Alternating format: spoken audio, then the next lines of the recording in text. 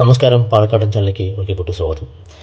ഇന്നത്തെ നമ്മുടെ വിഷയം എന്നുള്ളത്, ഞാൻ മധുരയിൽ നിന്ന് ഡൽഹിക്ക് ഒരു യാത്ര പോയതാണ്. അതുപോലെ തന്നെ തിരിച്ച് ഡൽഹിയിൽ നിന്ന് മധുരയ്ക്ക് അതിലേക്കുള്ള വ്ളോഗാണ് ഈ വീഡിയോ കൊണ്ട് ഉദ്ദേശിക്കുന്നത്. ഞാൻ രാവിലെ നേരത്തെ 5 മണിക്ക് തന്നെ ആശ്രമത്തിൽ നിന്ന് ഇറങ്ങി. 9:15 എനിക്ക് ഫ്ലൈറ്റ് ഉണ്ടായിരുന്നു. സുരേഷ് അണ്ണനായിരുന്നു നമ്മുടെ ടാക്സി ഉണ്ടായിരുന്നത്, ഡ്രൈവറായിട്ട് ഉണ്ടായിരുന്നത്. വരുന്ന വഴിക്ക് ഞങ്ങളൊരു ചായ കുടിക്കാൻ വേണ്ടി ഒരു കോഫി ഷോപ്പിലേക്ക് കയറി ചായയൊക്കെ കുടിച്ചു, ഒരു ബന്നൊക്കെ കഴിച്ചിട്ടാണ് വന്നത്. പിന്നെ വിശപ്പം മാറാത്തുണ്ട് എയർപോർട്ടിൽ പോയി കഴിച്ചു. അവിടെ തുച്ഛമായിട്ടുള്ള വിലയായിരുന്നു എയർപോർട്ടിലുണ്ടായിരുന്നു. ഒരു ദോശയ്ക്ക് വെറും 400 രൂപ ഉണ്ടാവും, ടാക്സി അതെല്ലാം കൂടി കൂട്ടിയിട്ട്. അതാണ് ഞാൻ ഫ്ലൈറ്റിൽ കയറി. അങ്ങനെ ഫ്ലൈറ്റ് തന്നെ പറന്നുയരാൻ പോവുകയാണ്. പറന്നുയരുന്നതിൻ്റെ കാഴ്ചയാണ് നിങ്ങളിപ്പോൾ കണ്ടുകൊണ്ടിരിക്കുന്നത്. മധുരയിൽ നിന്ന് ഉള്ള ആകാശ കാഴ്ച. പറന്നുയരുമ്പോൾ ഫ്ലൈറ്റിൽ നിന്ന് നോക്കുമ്പോൾ മധുരയിൽ നിന്ന് എങ്ങനെയാണ് അതുകൊണ്ട് ആകാശ കാഴ്ചയാണ് നിങ്ങൾ കണ്ടുകൊണ്ടിരിക്കുന്നത്. ഞാനിതിനു മുമ്പ് ഫ്ലൈറ്റ് പോയിരിക്കുന്നത് മസ്കറ്റിലേക്കാണ് പോയിരിക്കുന്നത്. അതിപ്പോൾ അവിടുത്തെ ഇതും വെച്ച് നോക്കുന്ന സമയത്ത് ഏറെക്കുറെ ഒരു 7 വർഷത്തിന് മുകളിൽ ആയി ഞാൻ ഫ്ലൈറ്റിൽ കയറിയിട്ട്. പ്രത്യേകിച്ചും ഡൊമസ്റ്റിക് ഫ്ലൈറ്റ് ആദ്യത്തെ ഒരു യാത്രയാണ് ഡൊമസ്റ്റിക് ഫ്ലൈറ്റിൽ. മസ്കറ്റ് ഇൻ്റർനാഷണൽ ഫ്ലൈറ്റ് ആയതുകൊണ്ട് ഞാൻ അതിലോട്ട് ഈ മസ്കറ്റ് ഒമാൻ എയർ എന്നുള്ള ഫ്ലൈറ്റിലാണ് ഞാൻ മസ്കറ്റിൽ പോയിട്ടുണ്ടായിരുന്നത്. അപ്പോൾ ഇത് ഇൻഡിഗോ ഫ്ലൈറ്റാണ് ഉണ്ടായിരുന്നത്. കുഴപ്പമില്ല, നല്ല ഫ്ലൈറ്റ്, കുഴപ്പമില്ലായിരുന്നു. നല്ല സുഖമായിട്ടിരിക്കാൻ പറ്റും. എനിക്ക് പിന്നെ ഈ എവിടെ പോകണമെങ്കിലും ബസ്സിലാണെങ്കിലും ശരി ട്രെയിനാണെങ്കിലും ശരി പൊതുവെ വിൻഡോ സീറ്റ് വല്ലാത്തൊരു വീക്ക്നെസ്സാണ്. പണ്ട് മുതലേ അങ്ങനെ തന്നെയാണ്. പക്ഷേ ഈ ഇതിൽ എനിക്ക് വിൻഡോ സീറ്റ് കിട്ടിയിട്ടുണ്ടായിരുന്നു. എൻ്റെ അടുത്തൊരു പയ്യനുണ്ട്. ഞാൻ വിൻഡോ സീറ്റിൽ പോയി ഇരുന്നപ്പോൾ ആ പയ്യൻ്റെ സീറ്റ് ആയതുകൊണ്ട് ഞാൻ മാറി കൊടുക്കേണ്ടിട്ട് വന്നു. കുഴപ്പമില്ല, തൊട്ട് നിന്ന് ഉണ്ടായിരുന്നു. ആ പയ്യൻ എ എന്നുള്ളതാണെന്ന് ഞാൻ ബി ആയിരുന്നു, അത് അടുത്ത് തന്നെയായിരുന്നു. അതുകൊണ്ട് ക്യാമറ നല്ല രീതിയിൽ ഇതുവരെ വീഡിയോസൊക്കെ എടുക്കാൻ പറ്റി. പക്ഷേ ഇപ്പോൾ വിൻഡോ സീറ്റ് കിട്ടുകയാണെങ്കിൽ കൂടിയിട്ട് നമുക്കിതുപോലെ ലാൻഡിങ് സമയത്തും ഫ്ലൈ ചെയ്യുന്ന സമയത്തും മാത്രമേ നമുക്ക് ഒരു 10 മിനിറ്റ് സമയം മാത്രമേ നമുക്ക് കാണാൻ തന്നെ പറ്റും. ബാക്കിയുള്ള സമയത്ത് മുഴുവൻ ഫുൾ പ്ലെയിനായി നമുക്കൊന്നും കാണാൻ പറ്റില്ല. ഫ്ലൈറ്റ് മൂവ് ചെയ്യുന്ന പോലും നമുക്ക് അറിയാൻ പറ്റില്ല. അതാണ് അവസ്ഥ. അപ്പോൾ ഞാൻ പരമാവധി, കാരണം ഇനി ഒരു ഫ്ലൈറ്റിൽ ഒരു യാത്ര ഉണ്ടാവും നമുക്ക് ഒരിക്കലും പറയാൻ പറ്റാത്തതുകൊണ്ട് പരമാവധി ഫ്ലൈറ്റിൻ്റെ യാത്ര നമുക്ക് എത്രത്തോളം ക്യാമറയിൽ പകർത്താൻ പറ്റുമോ ആ രീതിയിലാണ് ഞാൻ മൊത്തം പകർത്തിക്കൊണ്ടിരുന്നത്. അപ്പോൾ അതിൻ്റെ പകർത്തിയ ദൃശ്യങ്ങളൊക്കെയാണ് നിങ്ങളിപ്പോൾ കണ്ടുകൊണ്ടിരിക്കുന്നത്. ഈ കാണുന്ന മുഴുവൻ, ഈ തീപ്പെട്ടി പോലെ കാണുന്ന മുഴുവൻ കംപ്ലീറ്റ് വീടുകളാണ്. നിങ്ങൾ ആലോചിച്ച് നോക്കൂ, എത്ര ഹൈറ്റിലേക്ക് ഇപ്പോൾ ഫ്ലൈറ്റ് പറന്നുകൊണ്ടിരിക്കുക എന്നുള്ളത്. വിൻഡോയിലൂടെ ഇത് ഇപ്പോൾ നമ്മൾ പൊതുവേ എനിക്ക് ഈ മേഘങ്ങളുടെ ഈ കാഴ്ചകളൊക്കെ കാണാൻ പൊതുവെ ഭയങ്കര ഇഷ്ടമുള്ള സംഭവമായതുകൊണ്ട് ഞാൻ ഇപ്പോൾ ഇവിടെ ആശ്രമത്തിൽ എൻ്റെ കുറേ വീഡിയോസ് നിങ്ങൾ ശ്രദ്ധിച്ചാൽ മനസ്സിലാവും. ഈ ആശ്രമപരമായിട്ടുള്ള വീഡിയോസ് ആയിക്കോട്ടെ, ഞാൻ ഈ നേച്ചർപരമായിട്ടുള്ള വീഡിയോസ് എടുക്കുന്ന സമയത്ത് ഞാൻ കുറേ മേഘങ്ങളുണ്ട്. ഈ നീലാകാശം എൻ്റെ കയ്യിൽ പൊതുവെ കുറേ എണ്ണം ഉണ്ടാകും. കാരണം അതെനിക്ക് വല്ലാത്തൊരു ഇഷ്ടമുള്ള സംഭവം കൊണ്ട് ഞാൻ പരമാവധി ഈ ഇങ്ങനെയുള്ള സംഭവങ്ങളൊക്കെ നന്നായിട്ട് പകർത്തിയെടുക്കും. ഇപ്പോൾ കാണുന്ന പഞ്ഞിക്കെട്ട് പോലെ കാണുന്ന മുഴുവൻ മേഘങ്ങളാണ്. എന്ത് രസമാണ് നോക്കും നീലാകാശത്തിൽ. നമ്മൾ താഴത്ത് നിന്ന് നോക്കുന്ന സമയത്ത് ഉള്ള കാഴ്ചയും നമ്മൾ മുകളിൽ നിന്ന് കാണുന്ന കാഴ്ചയ്ക്കും രണ്ടും വ്യത്യാസമുണ്ട്. കണ്ടില്ലേ എന്താ ഭംഗി നോക്കൂ. അപ്പോൾ ഞാനിത് കുറേ എണ്ണം വീഡിയോസിന് വരാൻ കുറേ ഫോട്ടോസ് ഞാൻ അതിൽ ആഡ് ചെയ്യുന്നുണ്ട്. കാരണം ഈ പലതും ഞാൻ ഈ വീഡിയോസ് ഒരുപാട് ആഡ് ചെയ്യുന്ന സമയത്ത് ഞാൻ 2.5 മണിക്കൂർ 3 മണിക്കൂറിൻ്റെയോളം വീഡിയോസ് വരുന്നുണ്ട്. മൊത്തം ഒരുപാട് ക്ലിപ്സുണ്ട്. പിന്നെ എനിക്ക് എഡിറ്റ് ചെയ്യാൻ അത്രയ്ക്ക് ക്ഷമയില്ലാത്തതുകൊണ്ട് ഞാൻ തൽക്കാലം വളരെ വെട്ടിച്ചുരുക്കിയിട്ട് വളരെ ചുരുക്കിയിട്ടാണ് ഈ വീഡിയോ ചെയ്യുന്നത്. കാരണം ഒരു 20 മിനിറ്റിൻ്റെയൊക്കെ മുകളിൽ പോയി കഴിയണമെന്ന് വെച്ച് കഴിഞ്ഞാൽ താല്പര്യമുള്ളവർ അല്ലാതെ കാണുന്ന യാതൊരു പ്രതീക്ഷയുമില്ല. ഞാൻ പൊതുവെ ഈ യൂട്യൂബിനെ സമീപിച്ചിരിക്കുന്നത് എൻ്റെ മെമ്മറീസ് സ്റ്റോർ ചെയ്യാൻ പറ്റുന്ന ഒരു ഇടം എന്നുള്ള നിലയ്ക്ക് മാത്രം ഞാൻ യൂട്യൂബിനെ സമീപിച്ചിരിക്കുന്നത്. ഇതൊന്നൊരു ഇൻകം എന്നുള്ള രീതിയിലൊന്നും ഞാൻ സമീപിച്ചിട്ടില്ല. അങ്ങനെ ഞാൻ ഡൽഹി ലാൻഡ് ചെയ്തു. അപ്പോൾ കാണുന്നത് ഇന്ദിരാഗാന്ധി ഇൻ്റർനാഷണൽ എയർപോർട്ടാണ് ഇപ്പോൾ കണ്ടുകൊണ്ടിരിക്കുന്നത്. ബസ്സൊക്കെ ഇറങ്ങിയിട്ട് അങ്ങനെ നമ്മൾ പുറത്തോട്ടുള്ള ഇതിലോട്ട് പോയിക്കൊണ്ടിരിക്കുകയാണ്. അങ്ങനെ ഞാൻ പുറത്തോട്ട് എത്തി. ഞാനിവിടെ മെയിനായിട്ട് ഡൽഹി പോയത് ഒരു പയ്യൻ്റെ കല്യാണ പൂജ ചെയ്യാനാണ് ഞാൻ അവിടെ പോയിരിക്കുന്നത്. 2010 ഇവിടെ വന്നൊരു പയ്യനുണ്ട്, സുരേന്ദർ എന്നുള്ളത്. അവരുടെ കല്യാണത്തിൻ്റെ ഭാഗമായിട്ട് കല്യാണ പൂജ ചെയ്യാനാണ് ഞാൻ അവിടെ പോയത്. അപ്പോൾ ആ പയ്യൻ തന്നെയാണ് എന്നെ വിളിക്കാൻ വന്നത്. പിന്നെ വേറെ പയ്യനും കണ്ടത് വന്നിട്ട് എൻ്റെ വീടിനടുത്തുള്ള എൻ്റെ ബന്ധു കൂടിയിട്ടുള്ള സുമേഷാണ് കണ്ടത്. അവനോട് തന്നെ ജോലി. അപ്പോൾ ഞാൻ വരുമെന്ന് പറഞ്ഞപ്പോൾ എയർപോർട്ടിൽ എന്നെ കാണാൻ വേണ്ടി വന്നതാണ്. വന്നിട്ട് അവൻ അന്നേരം പോയി. അവൻ്റെ ഭാഗ്യം കൊണ്ട് അവനൊന്ന് ലീവ് കിട്ടി. അങ്ങനെ ഞങ്ങൾ വന്നു. ഇപ്പോൾ ആ പരിപാടി കണ്ടപ്പോൾ അവന് എന്തോ അതിൻ്റെ ചടങ്ങിന് എന്തോ പേരാണ് ഇപ്പോൾ നിങ്ങൾ കണ്ടപ്പോൾ. അതിനുശേഷം ഞങ്ങൾ വൈകിട്ട് ഈ പിറ്റേ ദിവസത്തേക്ക് പൂജയ്ക്കുള്ള സാധനങ്ങൾ വാങ്ങിക്കാണ്ട് പോയി ഈ കോലപ്പിടിക്കുക. അങ്ങനെ രാവിലെ ഗണപതി ഹോമം ഒരു ഉമാമഹേശ്വര പൂജയൊക്കെ ഉണ്ടായിരുന്നു. അങ്ങനെ അതാണ് നിങ്ങളിപ്പോൾ കണ്ടുകൊണ്ടിരിക്കുന്നത്. ഉമാമഹേശ്വര പൂജയും ഗണപതി ഹോമവും ഉണ്ടായിരുന്നു. അപ്പോൾ ആ പൂജയെല്ലാം കഴിഞ്ഞു. അതിന് ശേഷമുള്ള ഫോട്ടോസ് നിങ്ങളിപ്പോൾ കണ്ടുകൊണ്ടിരിക്കുന്നത്. ഇത് ആ പയ്യൻ്റെ സെക്കൻഡ് ഫ്ലോറിൽ നിന്നിട്ടുള്ള ഒരു വ്യൂ ആണത് കാണുന്നത്. അങ്ങനെ ഹൽദി റെഡിയായി തുടങ്ങി. ഹൽദിക്ക് വേണ്ടി പ്രിപ്പയർ ചെയ്യണം. ആ പയ്യൻ വൺ മാൻ ആർമി തന്നെയാണ്. അവൻ തന്നെയാണ് എല്ലാം റെഡിയാക്കുന്നത്. തനിച്ച് ഞാൻ കുറച്ച് കാര്യങ്ങൾ സഹായിച്ചൊന്ന് ഒഴിച്ച് ബാക്കിയൊക്കെ അവൻ തന്നെ ചെയ്തത്. ഇത് പയ്യൻ്റെ അമ്മയാണ് ഡാൻസ് കളിച്ചുകൊണ്ടിരിക്കുന്നത്. ഒരു പ്രത്യേക ഒരു ആചാരങ്ങളും അനുഷ്ഠാനങ്ങളൊക്കെ ആയിരുന്നു ഉണ്ടായിരുന്നത്. കാരണം നമ്മുടെ സൗത്ത് ഇന്ത്യയിൽ നിന്നും തികച്ചും വ്യത്യസ്തമായിട്ടുള്ള ഒരു രീതിയാണ് അവിടെ ഉണ്ടായിരുന്നത്. ഈ ഹൽദി ഇതെല്ലാം സെറ്റ് ചെയ്തിരിക്കുന്ന വന്നിട്ട് അതിൽ പൂജയെല്ലാം ചെയ്ത് വന്നിട്ട് ഈ പയ്യനൊരു യോഗ ഹാൾ സെറ്റ് ചെയ്തിട്ടുണ്ടായിരുന്നു. ശിവാനന്ദ യോഗ ഹാൾ തന്നെ പറഞ്ഞിട്ട് യോഗ ടീച്ചർ കൂടിയാണ് പയ്യൻ. അതുപോലെ തന്നെ പെൺകുട്ടിയും അതുപോലെ തന്നെയാണ്. അപ്പോൾ ഇവരുടെ ഒരു സ്റ്റുഡിയോ എന്നുള്ള നിലയ്ക്ക് സെറ്റ് ചെയ്തിട്ടുണ്ടായിരുന്നു. ഓൺലൈനിലാണ് ഇപ്പോൾ ചെയ്തുകൊണ്ടിരിക്കുന്നത്. അപ്പോൾ അവിടെ തന്നെയാണ് ഈ പൂജയും ഈ ഇത് പറഞ്ഞ ഹൽദി ഈ കാര്യങ്ങളൊക്കെ ചെയ്തിരുന്നത്.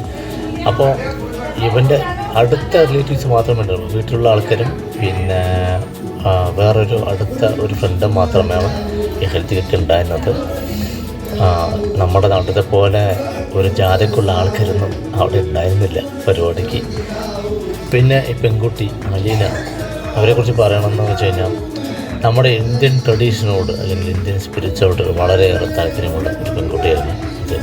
കാരണം വളരെ നല്ലൊരു എന്താ പറയുക, നല്ലൊരു കൾച്ചർ ആ കുട്ടിക്ക്, ഒരു നല്ലൊരു ക്യാരക്ടർ ആ കുട്ടിക്ക് ഉണ്ടായിരുന്നു. കാരണം ഞാൻ സംസാരിച്ച സമയത്ത് അവിടുത്തെ പെരുമാറ്റം എല്ലാം വളരെ നല്ലൊരു രീതിയിൽ പെരുമാറ്റമാണ് ഉണ്ടായിരുന്നത്.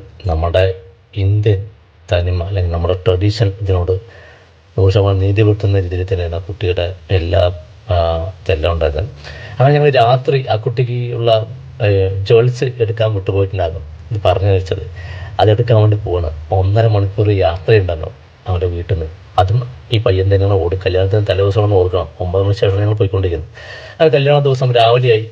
അപ്പോൾ ഞാൻ തലേദിവസം തന്നെ പറഞ്ഞിട്ടുണ്ടായിരുന്നു നമുക്ക് ഒരു 9 മണിക്കെങ്കിലും ഇവിടെ നിന്ന് വീട്ടിൽ ഇറങ്ങണം പറഞ്ഞിട്ടുണ്ടായിരുന്നു. അപ്പോൾ കാരണം എന്നാലേ ഈ 12:15 to 1 മണി വരെയൊക്കെയാണ് മുഹൂർത്തം ഉണ്ടായിരുന്നത്. അപ്പോൾ അതിൻ്റെ അടുത്ത് ഫുള്ള് ചേർന്ന് വെച്ച് കഴിഞ്ഞാൽ 9 മണിക്ക് ഇറങ്ങിയാലേ ചെയ്യാൻ പറ്റും. കാരണം വീട്ടിൽ നിന്ന് 1.5 മണിക്കൂറോളം യാത്രയുണ്ട്. ഈ പറഞ്ഞ ഇസ്കോൺ ടെമ്പിളിലേക്കാണ് 1.5 മണിക്കൂറോളം ട്രാവലിംഗ് ഉണ്ട്. അപ്പോൾ അതുകൊണ്ട് നേരത്തെ ഇറങ്ങണമെന്ന് പറഞ്ഞിരുന്നെങ്കിലും 10:30 വീട്ടിൽ നിന്ന് ഇറങ്ങാനായിട്ട്. അങ്കിത്താണ് ഡ്രൈവ് ചെയ്തിട്ടുണ്ടായിരുന്നു. പിന്നെ പുറകിലിരുന്ന് പയ്യൻ ബുക്ക് ചെയ്താണ്. ഇസ്കോൺ ടെമ്പിൾ എത്തി.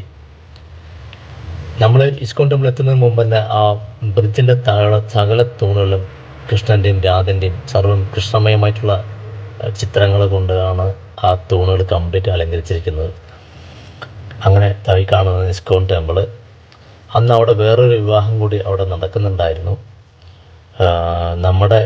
എൻ്റെ ഹാള് എനിക്ക് അറിയില്ല ഏതാണെന്നുള്ളത്. ഇവിടെ കയറിലോട്ടാണ് ലെഫ്റ്റ് സൈഡിലോട്ടാണ് പോയിട്ട് ഉള്ളതാണ് ഹാള് ഉണ്ടായിരുന്നത്. താഴത്ത് വേറെ കല്യാണം നടക്കുന്നുണ്ടായിരുന്നു. അങ്ങനെ നമ്മൾ അവിടെ എത്തി. അങ്ങനെ കല്യാണം പൂജയെല്ലാം കഴിഞ്ഞു. ഈ പറഞ്ഞ പോലെ സമയത്തിന് താലികെട്ടും അവരുടെയൊക്കെ ചെയ്തു. ഞാൻ ഈ ഉമാമഹേശ്വര ഹോമവും പൂജയും കൂടിയിട്ടുള്ള സംഭവം ഉണ്ടായിരുന്നത് അവിടെ വളരെ പരിമിതമായിട്ടുള്ള സമയം ഉണ്ടായിരുന്നു. അതിൻ്റെ സമയത്തിന് ചെയ്തിട്ടുള്ള കുറച്ച് കാര്യങ്ങളാണ് ഈ കാണുന്നത്. അങ്ങനെ കല്യാണം കഴിഞ്ഞു. പിന്നെ അവിടുത്തെ ഭക്ഷണം സംഭവം നമ്മുടെ ഇവിടുത്തെ പോലെ സദ്യ അല്ലായിരുന്നു. വിവിധ തരത്തിലുള്ള വേറെ കുറേ സംഭവങ്ങളൊക്കെ ഉണ്ടായിരുന്നു. അങ്ങനെ ഭക്ഷണമെല്ലാം കഴിച്ചിട്ട് ഞാൻ എൻ്റെ വേറെ സുഹൃത്ത് കൂടിയിട്ടുള്ള ജിതിൻ രാജ്പൂത്ത് അദ്ദേഹത്തിൻ്റെ കൂടെ അദ്ദേഹത്തിൻ്റെ വീട്ടിലോട്ട് പോവാണ് ഉണ്ടായിരുന്നത്. അങ്ങനെ അദ്ദേഹത്തിൻ്റെ വീട്ടിൽ പോയി താമസിച്ചിട്ട് വൈകുന്നേരത്തെ നമുക്ക് വൃന്ദാവനത്തിലോട്ട് പോകാനുള്ള പ്ലാനോട് കൂടിയിട്ടാണ് ഞാൻ അദ്ദേഹത്തിൻ്റെ വീട്ടിലോട്ട് പോകുന്നത്. അങ്ങനെ അദ്ദേഹത്തിൻ്റെ കൂടെ കാറിൽ അദ്ദേഹത്തിൻ്റെ വീട്ടിലോട്ട് പോയിക്കൊണ്ടിരിക്കുകയാണ്. നമ്മുടെ ശരിക്കും പറഞ്ഞാൽ ഞാൻ ഡൽഹിയിൽ പോയപ്പോൾ ശരിക്കും പറഞ്ഞു കഴിഞ്ഞാൽ നമ്മുടെ നാടിൻ്റെ ആ ഒരു ഭംഗി ഈ സത്യമായിട്ട് മനസ്സ് ഞാൻ മുമ്പ് മസ്കറ്റിൽ പോയ സമയത്ത് ഈ പോലും അത്യാവശ്യം കുറച്ച് പച്ചപ്പും ഹരിതാപയൊക്കെ ഉണ്ടായിരുന്നെങ്കിലും ഇത്രത്തോളം എനിക്ക് ഒരു കൺജസ്റ്റഡ് ആയിട്ട് അല്ലെങ്കിൽ ഒരു ഇത് എനിക്ക് തോന്നിയിട്ടുണ്ടായിരുന്നു. ഒരു സിറ്റീൻ്റെ ഇത് മസ്കറ്റ് ഇപ്പോൾ എനിക്ക് എത്ര തോന്നുന്നു. പക്ഷേ എനിക്ക് ഡൽഹി പോയപ്പോൾ ഭയങ്കരമായിട്ടുള്ള ഇത് തോന്നിയിരുന്നത്. ഈ കാണുന്ന റെഡ് ഫോർട്ട്, ചെങ്കോട്ട ആണ് നിങ്ങളിപ്പോൾ കണ്ടത്. പോകുന്ന വഴിക്ക് തന്നെ നമ്മൾ പിന്നെ പ്രത്യേകിച്ച് ഈ ഇവിടുന്ന് പോയി കണ്ടു. ഇപ്പം അങ്ങനെ അവരുടെ വീടെത്തി. വീട്ടിൽ രാത്രിത്തെ ഭക്ഷണം കഴിച്ചുകൊണ്ടിരിക്കുന്നത് അദ്ദേഹത്തിൻ്റെ അച്ഛൻ, അദ്ദേഹത്തിൻ്റെ അമ്മ അടുക്കളയിൽ. ഇവർക്ക് വളരെ വളരെ നല്ല ഒരു ആൾക്കാർ. കാരണം നമ്മൾ വളരെ നല്ല രീതിയിൽ പരിഗണിച്ചു, നല്ല രീതിയിലൊരു ഒരു ഒരു പരിഗണനയോട് കൂടിയിട്ടുള്ളതാണ് എല്ലാ രീതിയിലും പെരുമാറിയിട്ടുണ്ടായിരുന്നത്. അങ്ങനെ ഞങ്ങൾ പിറ്റേ ദിവസം രാവിലെ നേരെ പോകുന്നത് വൃന്ദാവനത്തിലോട്ടാണ് പോകുന്നത്. ഞങ്ങൾ 6 മണിക്ക് ഇവരുടെ വീട്ടിൽ നിന്ന് സ്റ്റാർട്ട് ചെയ്തു. അങ്ങനെ വൃന്ദാവനത്തിലേക്കുള്ള യാത്രയാണ്. നമ്മൾ പിന്നെ ഈ ഡൽഹി പോകുന്ന സമയത്ത് ഒരുപാട് മെട്രോ സ്റ്റേഷൻസ് കാണാൻ പറ്റും. ഫുള്ള് മെട്രോ തന്നെയാണ്, സർവ്വം മെട്രോ മയം തന്നെയാണ്. കാരണം ഒരുപക്ഷെ മെട്രോ ഇല്ലയെന്ന് വെച്ച് കഴിഞ്ഞാൽ ഡൽഹിയുടെ അവസ്ഥ വളരെ ദുരിതപൂർണ്ണമായിരിക്കും. കാരണം അത്രത്തോളം ട്രാഫിക്, വണ്ടികൾ ഒന്നും സമയത്ത് എത്തിപ്പെടാൻ പറ്റില്ല. കാരണം ഇത്ര മെട്രോ ഉണ്ടായിട്ട് പോലും ട്രാഫിക്കിന് ഒരു കുറവുമില്ലായിരുന്നു. അങ്ങനെ പോയിക്കൊണ്ടിരിക്കുകയാണ്. ഈ കാണുന്ന കാഴ്ചകളൊക്കെ വളരെ മനോഹരമായിട്ടുള്ള കാഴ്ചകൾ തന്നെയാണ്. കാരണം നല്ല തണുപ്പ് വരുന്ന സമയത്ത് ഇതിപ്പോൾ ഈ പോകുന്ന 9:30 എടുത്തുള്ള വീഡിയോസ് നിങ്ങൾ കണ്ടുകൊണ്ടിരിക്കുന്നത്. പക്ഷേ കാണുന്നത് നമ്മുടെ അവിടുത്തെ 6 മണിക്കുള്ള 7 മണിക്കുള്ള വീഡിയോസുകൾ നിങ്ങൾക്ക് തോന്നുന്നുണ്ട്. കാരണം അത്രത്തോളം മഞ്ഞാണ് അവിടെ ഉണ്ടായിരുന്നത്. ഞങ്ങൾ പോകുന്ന വഴിക്ക് ഒരു ധാബയിൽ കയറി ഭക്ഷണം കഴിക്കാൻ വേണ്ടി, പ്രാതൽ കഴിക്കാൻ വേണ്ടി കയറി. രാവിലത്തെ എൻ്റെ പേര് എനിക്ക് കൃത്യമായിട്ട് ഓർമ്മ കിട്ടുന്നില്ല. ഞാൻ ബോർഡിൽ നിങ്ങൾ കണ്ടിട്ടുണ്ടാവും. അങ്ങനെ ഞാൻ രാവിലത്തെ പ്രാതലെന്ന് നൽകി. അദ്ദേഹം എന്താ കഴിക്കുക ചോദിച്ചു. ഞാൻ പറഞ്ഞു നിങ്ങൾക്ക് ഇഷ്ടമുള്ളത് എന്താ വെച്ചാൽ പറഞ്ഞോളൂ, നിങ്ങൾ കഴിക്കുന്നത് എന്താ വെച്ച് കഴിഞ്ഞാൽ അത് ഞാൻ കഴിക്കാൻ തയ്യാറാണ് പറഞ്ഞിട്ട് പറഞ്ഞു. എനിക്ക് പ്രത്യേകിച്ച് ഒരു ഇതുമില്ലെന്നാണ് പറഞ്ഞത്. ഈ 2 വീട്ടിലും ഞാൻ പോയപ്പോൾ അത് തന്നെ പറഞ്ഞു. അങ്ങനെ ഞങ്ങൾ അവിടെ പൂരിയും ഇതൊക്കെ കഴിച്ചിട്ടാണ് വന്നത്. ഞാൻ അവരുടെ വീട്ടിൽ പറഞ്ഞ സമയത്ത് അവരുടെ ഇഷ്ടം എന്താണെന്ന് വെച്ച് കഴിഞ്ഞാൽ അതാണ് ഞാൻ കഴിക്കാൻ തയ്യാറാണ്. അത് അവരെന്നോട് ചോദിച്ചിട്ടുണ്ട് നിങ്ങൾക്ക് എന്താ വേണ്ടത്.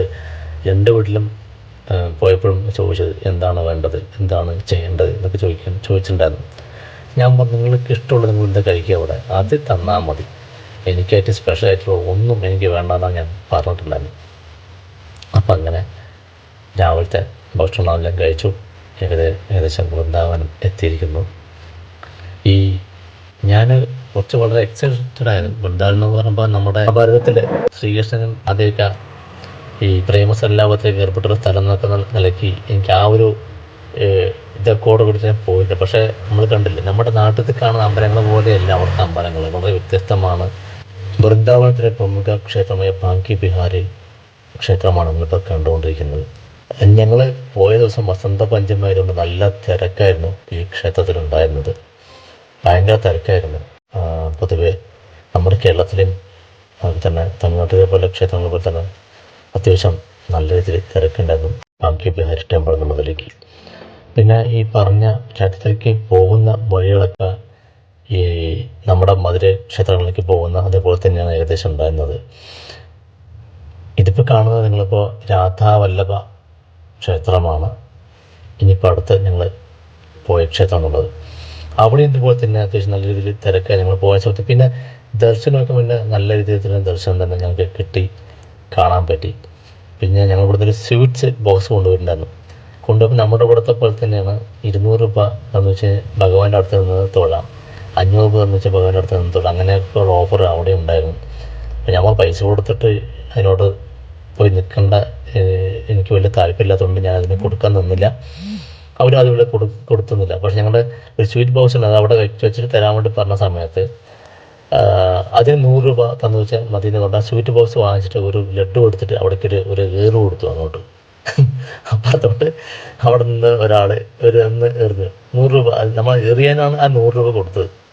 അപ്പോൾ ഇവിടുത്തെ പോലെ തന്നെ ഇവിടുത്തെ അതിൽ നിന്ന് ഒട്ടും വ്യത്യസ്തമല്ല നോർത്ത് ഇന്ത്യയിൽ നിന്ന് എനിക്ക് അന്നും മനസ്സിലായി.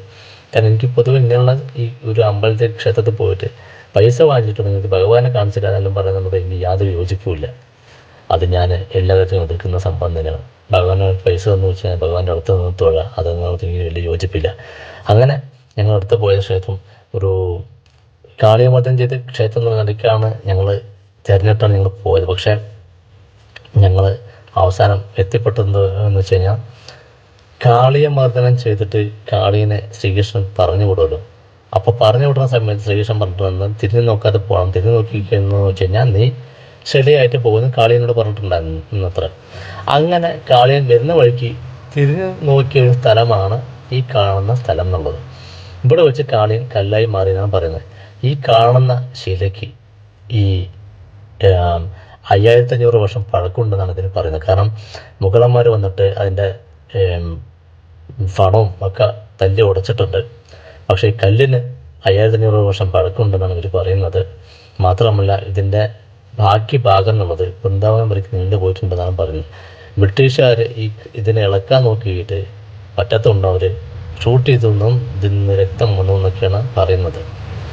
അത് ആ ഫലകത്തിൽ എഴുതി വെച്ചിട്ടുണ്ട്, കൃത്യമായി എഴുതി വെച്ചിട്ടുണ്ട് എന്താണെന്നൊക്കെ ഉള്ളത്. അപ്പോൾ അതിനുശേഷം അവർ അത് വിട്ടിട്ട് പേടിച്ചിട്ട് പോയി എന്നാണ് പറഞ്ഞത്. ഇതാണ്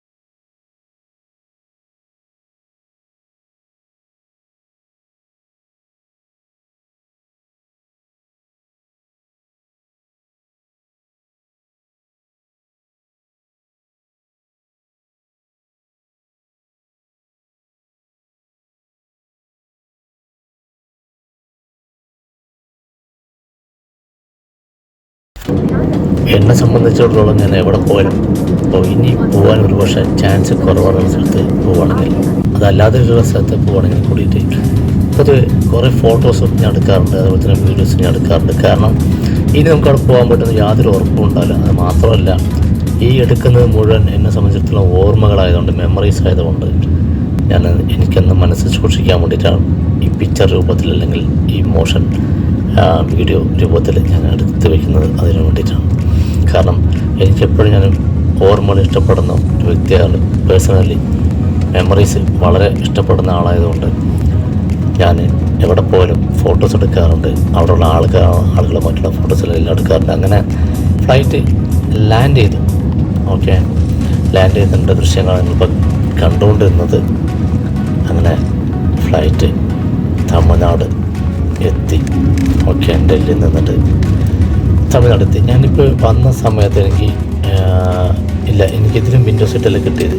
പക്ഷെ ഞാൻ ഈ ഫ്ലൈറ്റ് ക്യാൻസലായല്ല, ഡിലേ ചെയ്തുകൊണ്ട് ഞാൻ വേറെ ഇതിലോട്ട് വന്നു. പക്ഷേ ആ ഫ്ലൈറ്റിൽ ഞാൻ സീറ്റ് സെറ്റ് ചെയ്ത് വെച്ചിട്ടുണ്ടായിരുന്നു. അപ്പോൾ ഇതിനകത്ത് പറഞ്ഞിട്ട് ഫ്ലൈറ്റ് സീറ്റ് സെറ്റ് ചെയ്തിരുന്നത്, വിൻഡോ സീറ്റ് സെറ്റ് ചെയ്ത് വെച്ചിട്ടുണ്ടായിരുന്നു. രണ്ടെണ്ണത്തിലും വിൻഡോ സീറ്റ് ആയിരുന്നു. പക്ഷേ നിർഭാഗ്യവശാൽ എനിക്കൊന്നും കിട്ടിയത്. പക്ഷേ എനിക്ക് വേണ്ട കാര്യങ്ങൾ ഞാൻ എടുത്തിട്ടുണ്ടായിരുന്നു ഫോട്ടോ. അങ്ങനെ മധുരയിൽ നിന്ന് ടാക്സി സുരേഷ് എണ്ണൻ വന്നിട്ട് വേറെ പയ്യനാണ് വിട്ടിട്ടുണ്ടായിരുന്നത്. അങ്ങനെ ഞാൻ പാസത്തിലോട്ട് പോയിക്കൊണ്ടിരിക്കുന്നത്. മധുരയിൽ ഇറങ്ങിയിട്ട് സമയം വൈകി, കാരണം 7 മണിയായി. കാരണം 3:15 ഫ്ലൈറ്റാണ്. ഇപ്പോൾ ഞാൻ എത്തിയിരിക്കുന്നത് 5:15 അവിടെ എത്തിയത്, എയർപോർട്ടിൽ എത്തിയത്. സോറി 5:15 6 മണിക്കാണ് എയർപോർട്ടിൽ എത്തി. അങ്ങനെ ഇപ്പോൾ 7 മണി കഴിഞ്ഞു ഇവിടെ എത്തുമ്പോൾ. പിന്നെ മഹാരുദ്ധ എന്നുള്ള പരിപാടി നടക്കുന്നുണ്ട് 8-9 റോഡിലൊക്കെ ഫ്ലക്സ് വെച്ചിട്ടുണ്ടായിരുന്നു. എൻ്റെ ഫോട്ടോ ഉൾപ്പെടെ ഉള്ളവർ ഈ പോസ്റ്റിലും അതുപോലെ തന്നെ ഫ്ലക്സിലെല്ലാത്തിലും എൻ്റെ ഫോട്ടോ ഉണ്ട്. ഈ കാണുന്നത് ഇതാകേണ്ടത് പോസ്റ്റിലൊക്കെ എൻ്റെ ഫോട്ടോ ഉണ്ട്. അതുപോലെ തന്നെ ഇവിടെ ഫ്ലക്സിൽ മെയിൻ ഗേറ്റിൻ്റെ ഫ്ലക്സിലൊക്കെ. അപ്പോൾ മഹാരുദ്ധ എന്നുള്ള പരിപാടി 8-9 സ്റ്റാർട്ട് ചെയ്യണം. ഇത് ഞാൻ കുറച്ച് ഫോട്ടോസ് ഷെയർ ചെയ്യാം, മെമ്മറീസ്. നിങ്ങളിപ്പോൾ കണ്ടുകൊണ്ടിരിക്കുന്ന ഹൽദി, അതുപോലെ തന്നെ മെഹന്തി, പിന്നെ രാവിലത്തെ പൂജയുടെ സംഭവങ്ങൾ, കല്യാണത്തിൻ്റെ സംഭവങ്ങൾ, പിന്നെ ഞങ്ങളവിടെ കണ്ടുമുട്ടിയ ഫ്രണ്ട്സിൻ്റെ ഫോട്ടോസ്, അതുപോലെ തന്നെ ജതിൻ രാജ്പൂത്ത് അദ്ദേഹത്തിൻ്റെ വീട്ടിൽ പോയപ്പോഴുള്ള ഫോട്ടോസ്, അവരുടെ അച്ഛനും അമ്മയൊക്കെയാണ് കാണുന്നത്. ഡൽഹിയിൽ നല്ല തണുപ്പായതുകൊണ്ട് പനിയും ജലദോഷമൊക്കെ വന്നിട്ടുണ്ടാകും, ചുമയൊക്കെ. അപ്പോൾ അതുകൊണ്ട് ഇതിലുള്ള ഡബ്ബിങ്ങിൽ ചെറിയ വ്യത്യാസങ്ങളൊക്കെ ഉണ്ടാകും, വേരിയേഷൻസ് ഉണ്ടാകും. നിങ്ങൾ സദയം ക്ഷമിക്കുക. നമുക്ക് ഇനി അടുത്ത വീഡിയോസ് വീണ്ടും നല്ല വീഡിയോസുമായിട്ട് തിരിച്ചു വരാമെന്നുള്ള പ്രതീക്ഷയുമായി നിങ്ങളുടെ സ്വന്തം അനന്തകൃഷ്ണൻ വിശ്വനാഥൻ, ഒരു സാധാരണ പാലക്കാടുകാരൻ.